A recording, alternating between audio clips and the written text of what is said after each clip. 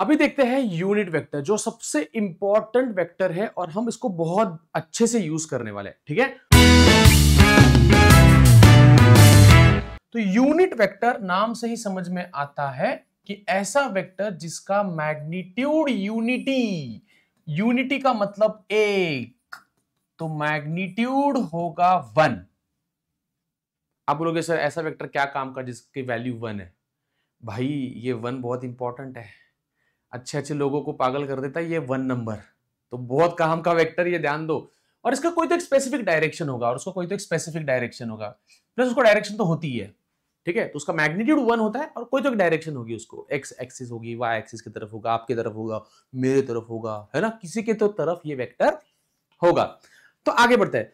तो ये वेक्टर अगर मान लो फॉर एग्जांपल एक वेक्टर दिया है जो यूनिट वेक्टर नहीं है, हम एक वेक्टर दिया और इसकी वैल्यू 1 नहीं है, इसकी वैल्यू 1 नहीं है, बट आप चाहते हो एक ऐसा वेक्टर फाइंड करना जिसकी वैल्यू 1 है और वो वेक्टर इस वेक्टर के डायरेक्शन में होना चाहिए। मतलब आप बोलते ना मुझे सचिन तेंदुलकर जैसे कुछ तो बनना है वो डायरेक्शन में, तो ये मान लो सचिन तेंदुलकर है, आपको उस डायरेक्शन में एक कदम बढ़ाना है, एक ऐसा वेक्टर चाहिए जो उस डायरेक्शन में हो, तो आपको ये फाइंड करना है। तो सबसे पहले तो याद रखो सचिन तेंदुलकर और आप में फर्क है, तो लिखना भी अलग तरीके से है। यूनिट वेक्टर लिखने के लिए हम सर पे टोपी बनाते हैं, कैप, यूनिट वेक्टर, टोपी बनाओगे आप, टोपी समझ में आना कि वो यूनिट वेक्टर है। ओके, तो आपको एक वेक्टर दिया है ये, और आपको इस वेक्टर के डायरेक्शन में ये फाइंड करना है। तो कुछ मत करो, इस वेक्टर को उसके ही मैग्नीट्यूड से डिवाइड कर दो, उसके मैग्नीट्यूड से डिवाइड कर दो, आपको मिलेगा यूनिट वेक्टर। जैसे 8 को 8 से डिवाइड किया तो 1 मिलता है, 10 को 10 से डिवाइड किया तो 1 मिलता है, एक्सेप्ट 0, क्योंकि 0/0 1 नहीं होता, वो नॉट डिफाइंड होता है। तो आप किसी भी वेक्टर को जिसको कुछ वैल्यू है उसको उसी के मैग्नीट्यूड से डिवाइड करते हो तो आपको एक यूनिट वेक्टर मिलता है। इसको 2 बार सुनो, क्या बोला मैंने? अगर आप किसी वेक्टर को 2 बार उसके ही मैग्नीट्यूड से डिवाइड करते हो तो आपको एक यूनिट वेक्टर मिलने वाला है। ओके, आगे बढ़ते हैं। तो यहां से हम और एक ऑब्जर्वेशन कंक्लूजन कर सकते हैं, और वो है इसको उधर भेज दो, तो वो आपको मिलेगा ए वेक्टर इज इक्वल, इसको उधर भेज दो, ए magnitude into a unit vector. तो अगर आपको कोई वेक्टर चाहिए बच्चों, तो आपको मैग्नीट्यूड को मल्टीप्लाई करना है यूनिट वेक्टर के साथ। यहां से इस यूनिट वेक्टर का इंपॉर्टेंस पता चलता है कि अगर आपको, मतलब बेसिकली मैग्नीट्यूड और यूनिट वेक्टर डायरेक्शन का काम कर रहा है। ध्यान से देखो, यहां ये डायरेक्शन का काम कर रहा है बच्चों। मतलब बेसिकली आपको तो पता है कि वेक्टर में मैग्नीट्यूड और डायरेक्शन दोनों होते हैं। मैग्नीट्यूड तो आ गया, तो यूनिट वेक्टर का काम बेसिकली डायरेक्शन बताना है, किस तरफ वो वेक्टर जा रहा है ये बताने के लिए। जैसे अगर कोई मर्द आ रहा है तो हम उसको बोलेंगे मिस्टर, कोई औरत आ रही है तो उसको बोलेंगे मिसेस। तो इससे समझ में आता है कि कौन सा जेंडर हमारे तरफ आ रहा है, हम किस जेंडर के बारे में बात कर रहे हैं। वैसे यूनिट वेक्टर हमें वेक्टर की डायरेक्शन बताता है। तो हमारे पास 3 स्टैंडर्ड यूनिट वेक्टर्स होते हैं, 3 स्टैंडर्ड यूनिट वेक्टर्स होते हैं, इसको हम कार्टेशियन यूनिट वेक्टर्स बोल सकते हैं। हाँ, तो एक है हमारा एक्स डायरेक्शन में, वो हमेशा एक्स डायरेक्शन को दिखाएगा, एक है वाई डायरेक्शन में और एक है जेड डायरेक्शन में। तो ये हमारे पास 3 यूनिट वेक्टर्स हैं, एक यूनिट वेक्टर एक्स डायरेक्शन में, एक यूनिट वेक्टर वाई डायरेक्शन में और एक यूनिट वेक्टर जेड डायरेक्शन में। आप बोलोगे सर आपने तो बोला था कैप बनानी है, कैप तो बना रहा हो ना, रुको रुको जरा सब्र करो। सुनो, अगर आपको एक्स डायरेक्शन दिखानी है तो हम एक यूनिट वेक्टर यूज करते हैं जिसको हम बोलते हैं आई कैप। क्या कहते हैं? आई कैप। एक यूनिट वेक्टर वाई डायरेक्शन में बनाना है, इसको बोलेंगे जे कैप। और एक यूनिट वेक्टर जो z डायरेक्शन बताता है उसको बोलोगे z कैप। अभी हमें लर्न करना है x के लिए i, y के लिए j, z के लिए k। रिवाइज, x के लिए, y के लिए और z के लिए। ओके, अब आप बोलोगे सर इसका फायदा क्या है? भाई इसका बहुत फायदा है। देखो, अगर आपके पास एक मर्सिडीज है और वो जा रही है एक्स डायरेक्शन में विथ 40 किलोमीटर्स पर आवर, किसको उड़ा मत देना। हाँ, तो आप बस इतना ही बोल सकते हो कि सर इस मर्सिडीज की वेलोसिटी है 40 और क्योंकि वो एक्स डायरेक्शन में जा रहा है उसको बोलोगे सिर्फ आई कैप। खत्म। वो आई सुनते ही पता चल जाएगा कि वो एक्स डायरेक्शन में जा रहा है क्योंकि ये रूल है, एक्स के तरफ आई। तो मेरे एक अच्छे स्टूडेंट ने मुझे पूछा था कि सर अगर सामने से आपकी BMW आ रही है 60 किलोमीटर पर आवर से, तो उसके लिए आप क्या दिखाओगे? वही चीज, वेलोसिटी हो जाएगी 60, बट ये उस तरफ जा रहा है, निगेटिव एक्स एक्सिस की तरफ जा रहा है, ये पॉजिटिव एक्स एक्सिस की तरफ जा रहा था बस। तो इसको लिखोगे -60 आई कैप। तो एक्स डायरेक्शन पॉजिटिव वाली हो या एक्स डायरेक्शन निगेटिव वाली हो, आपको आई कैप ही यूज करना है। सेम विथ वाई डायरेक्शन, मतलब अगर मान लो मैंने एक बॉल ऊपर फेंका 30 मीटर्स पर सेकेंड से, एक बॉल ऊपर फेंका, तो आप बोलोगे सर आपने जो बॉल फेंका उसकी वेलोसिटी है 30 और क्योंकि ये वाई डायरेक्शन की तरफ है इसको बोलोगे जे कैप, मीटर पर सेकेंड।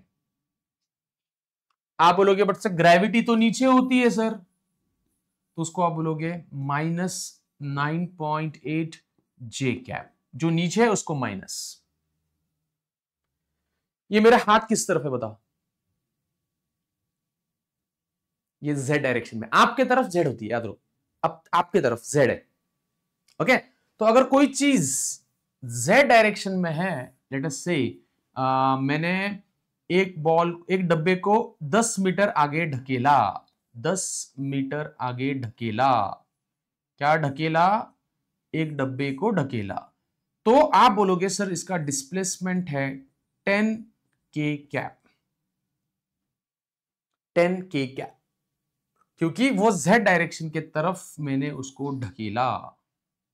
तो बच्चों सिंपल है, x के लिए i, y के तरफ j और z के तरफ k। अब यहां मुझे पता है, थोड़ा वीडियो पॉज करके पहले लिख लो और अब देखो इसके आगे, पॉज करने के बाद 5 मिनट का ब्रेक लो।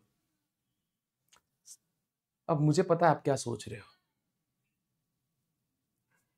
सर अगर x भी हो, y भी हो और z भी हो तो x y z तीनों एक साथ आ गए तो?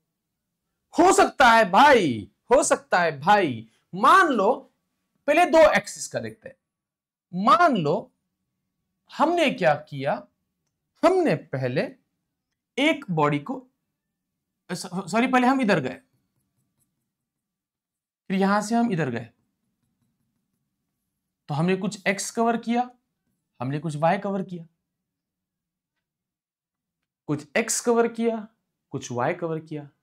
तो आप बोल सकते हो ना कि सर आपका जो डिस्प्लेसमेंट है पहले वो x के तरफ गया i कैप, बाद में वो y के तरफ गया j कैप।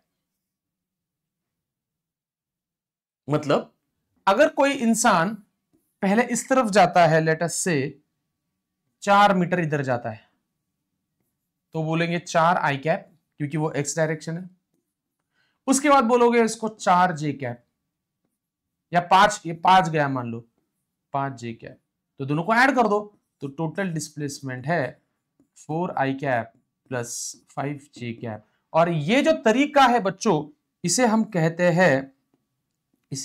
हैं वेक्टर फॉर्म। ये वेक्टर फॉर्म में लिखना है, this is called as the vector form. Video को पॉज करो, पॉज करके देखो, वन शॉट में मत देखो, इसको फायदा नहीं होगा। पॉज करो, लिखो, समझो, किताबें पढ़ो। हा सर मजा आ गया। दोस्तों को शेयर करो ये वीडियोस, पसंद आ रहे तो कमेंट सेक्शन में लिखो, आपका नाम लिखो। आपका नाम लिखने से आप मेरे स्टूडेंट बन जाते हो। ओके, सो जेड एक्सिस भी आ गई तो, अरे तो डरने का नहीं, ये है एक्स, ये है वाई, ये है जेड। मान लो एक बच्चा पहले इधर गया, वो पहले क्या हुआ, हाँ पहले वो इधर गया जेड की तरफ, बाद में वो एक्स की तरफ गया, और बाद में वो वाई की तरफ गया। तो उसको लेट अस से ये है 3 मीटर, ये है 4 मीटर, और ये है 6 मीटर। तो फाइनल डिस्प्लेसमेंट क्या है? तो फाइनल डिस्प्लेसमेंट है इसका ये वाला, रेड कलर में दिख रहा है ना आपको, वो फाइनल डिस्प्लेसमेंट है। बट सर वो फाइंड कैसे करना है? तो सिंपल है, पहले वो जेड एक्सिस की तरफ गया 3k कैप, बाद में वो एक्स एक्सिस की तरफ गया 4i कैप, बाद में वो ऊपर की तरफ गया दैट इज 6j कैप। फिर इसको रीअरेंज कर सकते हैं, पहले i लिखने का, फिर j लिखने का, और फिर k लिखने का। तो ये हो गया इसका vector form. Vector form interesting है, बात समझ में आ रही है आपको? इधर ये वेक्टर फॉर्म है इसका। तो यूनिट वेक्टर में आपको अब तक मैंने सिखाया कि यूनिट वेक्टर एक ऐसा वेक्टर होता है जिसका मैग्नीट्यूड 1 होता है और जिसका यूज डायरेक्शन दिखाने के लिए ज्यादा होता है। यूनिट वेक्टर फाइंड करने का फॉर्मूला भी हमने देखा, टिंग टिंग टिडिंग, और आपको आई जे के क्या होता है ये भी मैंने सिखाया है। अब इसको और हम क्या करते हैं, डिस्कवर करते हैं और पढ़ते हैं इसके बारे में। यहां तक समझ में आया होगा तो थोड़ा सा स्माइल लो, स्ट्रेच करो, मस्त में लिखो, थोड़ा सा पानी पी लो एकदम फ्रेश होके, है ना। चलो आगे बढ़ते हैं। तो ऐसे ऐसे ऐसे लग रहा है ना क्लासरूम में पढ़ रहे हैं, है ना। बॉन्डिंग हो गया, क्लासरूम वाला बॉन्डिंग हो गया। हाँ बेटा, ओके चलो। अब हम ये जो वेक्टर फॉर्म है उसको थोड़ा सा डिस्कवर करते हैं। सबसे पहले तो एक वेक्टर फॉर्म बनाते कैसे ये मैं आपको सिखाता हूं। वेक्टर फॉर्म बनाते कैसे, ठीक है। मान लो आपके पास ये है y एक्सिस और ये है x एक्सिस, ठीक है, और मेरे पास एक पॉइंट यहां पर है और मुझे इस पॉइंट का पोजीशन दिखाना है। तो मैं यहां से एक वेक्टर बनाऊंगा, इसको कहेंगे पोजीशन वेक्टर, क्योंकि वो पोजीशन बता रहा है। इस वेक्टर का कुछ तो नाम रखेंगे OA, या सिंपली उसको P वेक्टर भी बोल सकते हो, पोजीशन का P। मान लो इसका x कोऑर्डिनेट और y कोऑर्डिनेट आपको पता है, या फिर z कोऑर्डिनेट भी आपको पता है, x y z तीनों कोऑर्डिनेट्स आपको पता है। एक काम करूं, पहले x y बता दो क्योंकि वो ज्यादा यूज होता है, फिर z वाला बताता हूं। हाँ, आपको x y कोऑर्डिनेट दिए, मतलब वेक्टर प्लेन में। हाँ, ये एक चीज बहुत बच्चों को नहीं पता है, एक्स वाई जब मैं बोलूंगा ना तो वो एक्स वाई से एक प्लेन बनता है। मैं आपको दिखाता हूं, रुको। लेट अस से, हाँ, ये यहां पर देखो, लेट अस से, ओके, ये प्लेन है, देख रहे, प्लेन है ये है इसका एक्स एक्सिस, ये वाला, और ये वाई एक्सिस। तो एक प्लेन बनेगा ये, है ना। और इस प्लेन के अंदर ये वेक्टर है जो कुछ एंगल बना रहा है थीटा। तो सबसे पहले तो इसका वेक्टर फॉर्म लिखने का तरीका क्या है? तो वेक्टर फॉर्म लिखने का तरीका है ये जो वैल्यूज है इसमें से ओरिजिन की वैल्यू सब्ट्रैक्ट कर दो, 0,0 होता है ना ये। तो मुझे बताओ यहां से यहां तक कितना डिस्टेंस है, तो आप बोलोगे x। तो ये x है ना बेटा, x देखो ना ये x है, और यहां से यहां तक कितना डिस्टेंस होता है, तो आप बोलोगे y। ये होगा x, ये होगा y, तो मैं लिखूंगा x i cap plus y j cap, x i cap plus y j cap. अगर आप मुझे बोलते हो सर ये वेक्टर जो है ना, ठीक है मैं मान रहा हूं कि वो इससे और इससे हम रिप्रेजेंट कर सकते हैं, बट ये कितना है, मतलब इसका मैग्नीट्यूड कितना है सर, ये कितना बड़ा है, ये कितना है, तो उसको बोलते हैं मैग्नीट्यूड। पढ़ो पढ़ो मेरे साथ साथ पढ़ो, magnitude of P, magnitude of P. तो उसको लिखने का तरीका ऐसा है, पी मैग्नीट्यूड। और मैं बताने से पहले वीडियो को पॉज करो और सोचो हम यहां से यहां तक कैसे फाइंड कर सकते हैं। कॉमन सेंस पाइथागोरस थ्योरम, तो वो आएगा under root x square plus y square, खत्म खत्म। बस ये है वेक्टर फॉर्म, ये है उसका मैग्नीट्यूड, और एक चीज हम फाइंड कर सकते हैं और वो है यहां का एंगल। और वो एंगल कैसे फाइंड करेंगे हम, तो एंगल का फॉर्मूला यूज करने के लिए हम tan थीटा यूज करेंगे। सोचो क्यों, tan थीटा क्यों, बोलो। ये इसलिए क्योंकि ये है y और ये है आपका x, y x, तो अपोजिट पता है, एडजेसेंट पता है, तो this is your y, this is your x। तो इस फॉर्मूले से पहला फॉर्मूला, इससे आएगा आपको वेक्टर फॉर्म, इससे आएगा आपको मैग्नीट्यूड, और इससे आएगा आपको एंगल। तीन चीजें, वेक्टर फॉर्म, बोलो मेरे पीछे पीछे बोलो, वेक्टर फॉर्म, जोर से बोलो, मैग्नीट्यूड, एंगल। तो मान लो मैं आपको एक पॉइंट देता हूं 3,4 और इसका पोजीशन वेक्टर फाइंड करना है, तो आप कैसे फाइंड करोगे, 3i cap plus 4j cap. इसका मैग्नीट्यूड क्या आएगा, इसका मैग्नीट्यूड आएगा अंडर रूट 3 का स्क्वायर 9, 4 का स्क्वायर 16, वो होता है 25, 25 का स्क्वायर रूट आएगा 5। मैग्नीट्यूड जब फाइंड करोगे तो स्क्वायर करना, या माइनस भी होगा तो उसका स्क्वायर ही आएगा प्लस, तो यहां कभी भी माइनस साइन यूज नहीं होनी चाहिए। tan थीटा, तो वो आएगा y बाय एक्स, वो आएगा y बाय एक्स, y है यहां पर 4 और x है यहां पर 3, और आपको तो पता है 4/3 एक स्टैंडर्ड वैल्यू है। क्या है, एक स्टैंडर्ड वैल्यू है जिसका आंसर हमें पता होना ही चाहिए। और लर्न कर लो, tan की वैल्यू 4/3 कब होती है पता है, लर्न करो, 53 डिग्रीज। तो इसका आंसर है 53 डिग्रीज।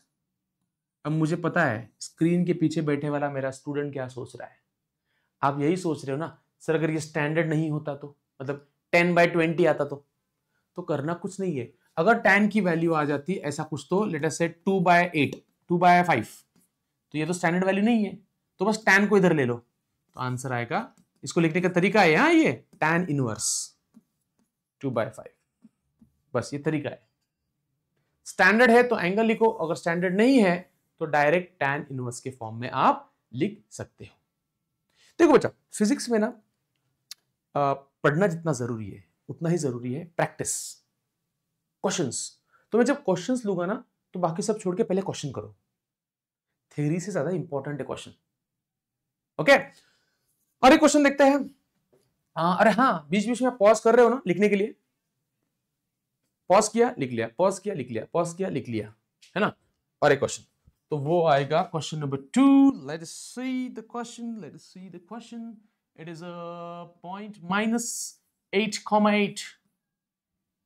अभी थोड़ा डरावना क्वेश्चन, माइनस आ गया, डर लगता है सर माइनस से। तो सबसे पहले इसका पोजीशन वेक्टर आएगा, दैट इज -8, जो है वही लिखने का, -8i cap plus 8j cap, -8i cap plus 8j cap. उसका मैग्नीट्यूड आएगा माइनस का स्क्वायर। देखो जब मैग्नीट्यूड फाइंड करोगे तो माइनस लेना ही नहीं है, 8 का स्क्वायर 64 दूसरे 8 का स्क्वायर 64, वो आएगा 128। 128 को लिख सकते हैं 64 टू जा 64, देखो ना 2 बार है तो 64 टू जा विच इज 8√2। ये आ गया इसका मैग्नीट्यूड। अब यहां थोड़ा क्रिटिकल है एंगल, एंगल थोड़ा क्रिटिकल है, थोड़ा सा। तो मैं आपको ट्रिक बोलता हूं, वो यूज करो। आप डायरेक्ट tan का फॉर्मूला यूज करो और मैग्नीट्यूड ले लो y/x, मतलब माइनस मत लो। ट्रिक है, सुनो सुनो सुनो सुनो, बहुत इंपॉर्टेंट है। y/x। अब मुझे तो y क्या है 8, x क्या है -8, बट यहां सिर्फ मैग्नीट्यूड ले लो, बस सिर्फ 8 ले लो। ट्रिक सुना रहा हो, सुनो।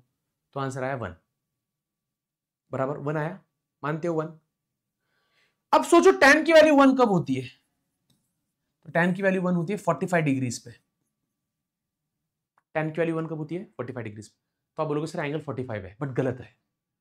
यहां एंगल 45 नहीं, जब माइनस आएगा ना तो सोचने का, माइनस आने के बाद सोचने का। क्या सोचने का? कि वो कौन से क्वाड्रेंट में है। तो देखो -8 i कैप, -8 i कैप, ये है -8 और +8j, ये +8। तो ध्यान से देखो, क्वाड्रेंट सेकंड है और अपने को ये एंगल आया है बच्चों 45 ये। और हमेशा याद रखो एंगल हमेशा x एक्सिस के साथ ही आता है। अगर इधर भी रहा तो ये एंगल, इधर भी रहा तो ये एंगल, x एक्सिस के साथ ही एंगल फाइंड करोगे। तो ये 45 आया है बेटा।